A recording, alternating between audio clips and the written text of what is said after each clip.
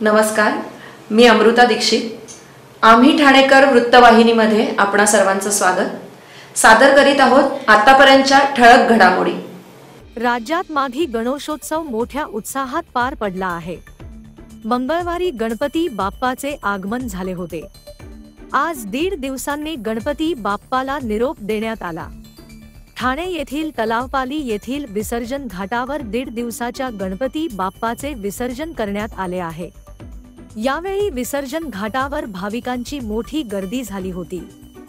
गणपती बाप्पाचे विसर्जन करताना मन भावुक झाल्याचे नागरिकांनी सांगितले आहे। 3 वर्ष झाले आमच्याकडे गणपती आणतोय। आता आम्ही हे शेवटचं वर्ष होतं, पण आता थोडं वाईट वाटते की गेलेत बाप्पा, पण बघू आता पुढच्या वर्षी आणायचं असेल तर विचार करू परत। माघ महिन्यामध्ये गणपती बसवण्यामागचा नेमका काय उद्देश आहे? काही लोकांचं मागणी असते, काही लोक मन्नत मागतात, तर असंच माझ्या आईनी पण एक गोष्ट मागितली ती तिला मिळाली, म्हणून तिने आणायला गणपती सुरुवात केली। गणपती बाप्पाचा खरा जन्म माघी महिन्यात झालेला आहे, त्यामुळे खूपशी लोक माघी महिन्यामध्येच गणपती बाप्पा बसवतात। आणि बाकीचे आता हल्ली सगळीकडे ट्रेंडच झालेलं आहे, म्हणून सगळे लोक ऑगस्ट सप्टेंबर महिन्यात जेव्हा येतात गणपती तेव्हा बसवतात। पण खरा गणपतीचा जो जन्म आहे तो ह्या महिन्याचा, आणि हे वैशिष्ट्य आहे ॲक्च्युली महाराष्ट्रीयन लोकांचं वगैरे। सो मनापासून ते लोक जे काही मागतात, मागण्या जेव्हा पूर्ण होतात तेव्हा गणपती घरी आणला जातो, आणि त्याची मनापासून आम्ही पूजा करतो। आणि तो म्हणाला आहे तर नक्कीच तो घेऊन यायचा प्रयत्न करणार गणपतीला। माझं नाव स्वप्नील सुभाष टिगरे आहे। राहायला मुलुंड चेकनाका कशिश पार्क इथे राहतो, आणि गेले 7 वर्ष गणपती आम्ही आणतो दरवेळी, आणि यावेळेचा 7वं वर्ष होतं। आणि गणपतीचं विसर्जन म्हणजे करताना मन एकदम भावुक होऊन गेले, जसं दरवेळी होतं तसं, आणि अनुभव नेहमी छान असतो। सालाबाद प्रमाणे यंदाही आनंद चॅरिटेबल ट्रस्ट व खासदार राजन विचारे त्यांच्या वतीने ठाण्याच्या जांभळी नाका येथील शिवाजी मैदानात चैत्र नवरात्र उत्सवाचे आयोजन करण्यात येते।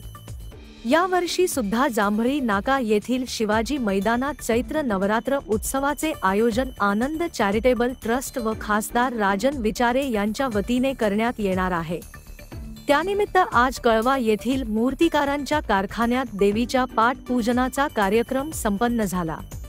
यावेळी खासदार राजन विचारे, माजी नगरसेविका नंदिनी विचारे, माजी नगरसेवक मंदार विचारे, उद्धव बाळासाहेब ठाकरे गटाचे पदाधिकारी व कार्यकर्ते यांच्या उपस्थित होते। मला वाटतं दरवर्षीप्रमाणे या ठिकाणी आज पाठपूजा या ठिकाणी पूजा झालेली आहे, आणि ठाणेकर ज्याची वाट बघत असतात तो चैत्र नवरात्र उत्सव या ठिकाणी आता जवळ आलेला आहे, आणि देवीचं खऱ्या अर्थाने काम आजपासून सुरू झालेलं आहे। त्यामुळे आज पाठपूजा झाल्यानंतर देवीचं हे होईल, आणि मला वाटतं आज सर्व ठाणेकर या चैत्र नवरात्र उत्सवाची वाट बघते, तो उत्सव आता जवळ येते। ओके।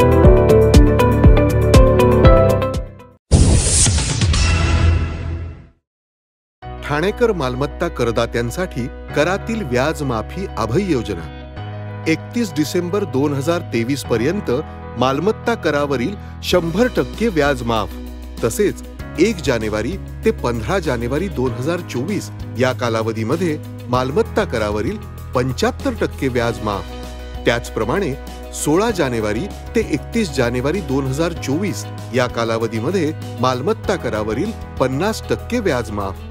तरी सदर व्याज माफीच्या अभय योजनेचा ठाणेकर करदात्यांनी लाभ घ्यावा। महानगरपालिकेच्या कोणत्याही संकलन केंद्रावर कर भरण्याची सोय आहे। एटीएम, डेबिट, क्रेडिट कार्डद्वारे कर भरण्याची सुविधा उपलब्ध करून देण्यात आली आहे। सोमवार ते शनिवार या दरम्यान सकाळी 10:30 ते सायंकाळी 5 वाजेपर्यंत संकलन केंद्राची वेळ असून करदात्यांच्या सोयीसाठी रविवारी संकलन केंद्र सकाळी 10:30 ते दुपारी 1:30 वाजेपर्यंत सुरू ठेवण्यात येत आहे।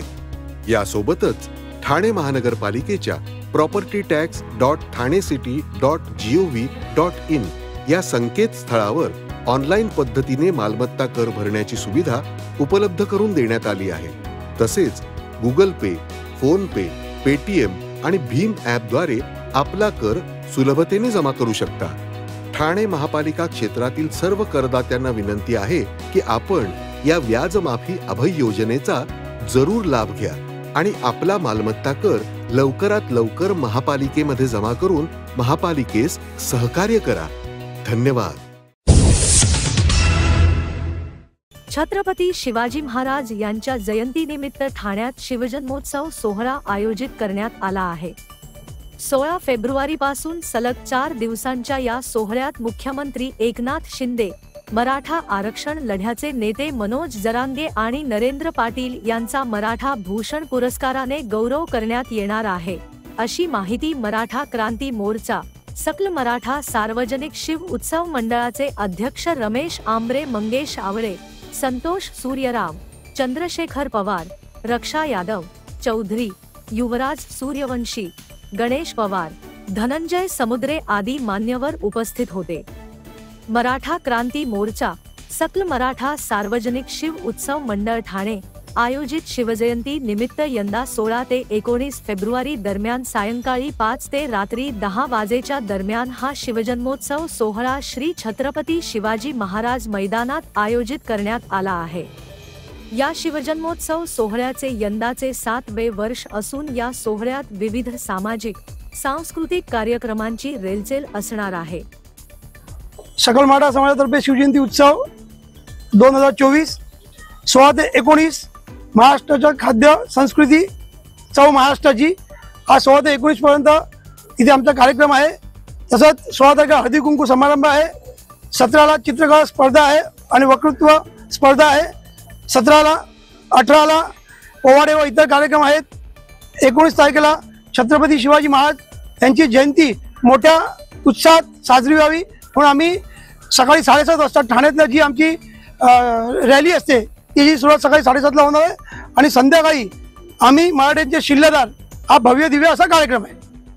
काय आव्हान कराल ठाणेकरांना? ठाणेकरांना मी एक सकल मराठा समाजाचा एक छोटासा कार्यकर्ता म्हणून हे आवाहन करतो, शिवजयंती निमित्त सकल मराठा समाजातर्फे त्यांचा हात बळकट करावा आणि आम्हाला मराठ्यांना आरक्षण मिळावं आणि शिवजयंतीला सर्वांनी येऊन तिथे आपली शिवजयंती उत्सव हा मोठी उत्साह साजरा करावा। सर्वांना सस्नेह जय शिवराय। सकल मराठा समाज ठाणे, मराठा क्रांती मोर्चा ठाणे यांच्या संयुक्त विद्यमानाने सार्वजनिक शिव उत्सव समिती ठाणे यांच्यातर्फे ह्या वर्षी 7वं वर्ष शिवजयंतीचे आमचं 7वं वर्ष आणि 7व्या वर्षामध्ये आम्ही ह्या वर्षी शिव जन्मोत्सवाचे भरघोस कार्यक्रम आयोजित केलेले आहेत। ह्यामध्ये जी सुरुवात आहे कार्यक्रमाची ती 16 फेब्रुवारीपासून सुरू होणार आहे ते 19 फेब्रुवारीपर्यंत विविध कार्यक्रम आपल्याला अनुभवायला आणि पाहायला मिळतील। याच्यामध्ये पहिला सर्वात सुरू होतील 16 तारखेपासून चव महाराष्ट्राची मराठी खाद्य महोत्सव आम्ही ह्या ठिकाणी आयोजित केलेला आहे। त्यामध्ये महाराष्ट्रातल्या विविध भागातील ज्या चवी आहेत त्या आम्ही ठाणेकरांसाठी सादर करत आहोत। त्याच्यामध्ये मग कोकणी असेल, खानदेशी असेल, पश्चिम महाराष्ट्रामधून असेल, उत्तर महाराष्ट्रामधून असेल, विविध ठिकाणच्या चवी आम्ही एकत्र आणल्यात।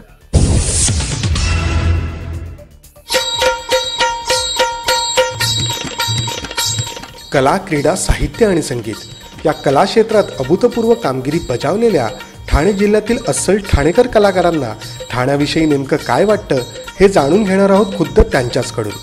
आम्ही ठाणेकर वृत्तवाहिनीची नवी मालिका माझं ठाणं मी ठाण्याचा पाहायला विसरू नका, फक्त आणि फक्त आम्ही ठाणेकर वृत्तवाहिनीवर.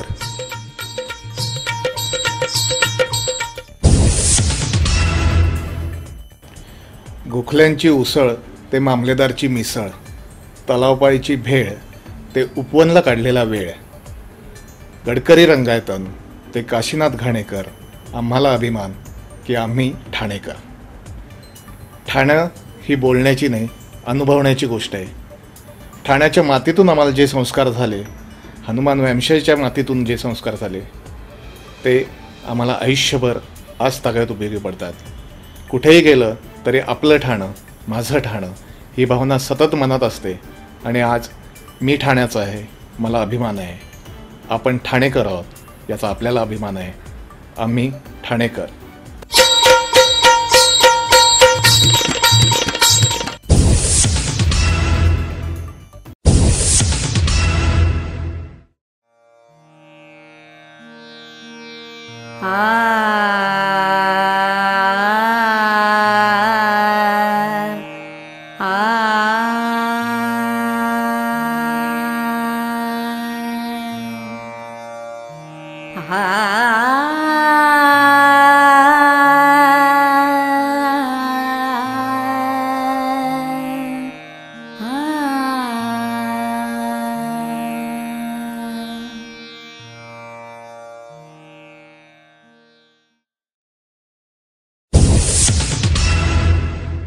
आम्ही ठाणेकर. आम्ही ठाणेकर. आम्ही ठाणेकर. आम्ही ठाणेकर. होय, ठाण्यात आम्हाला अभिमान आहे आणि होय आम्ही ठाणेकर.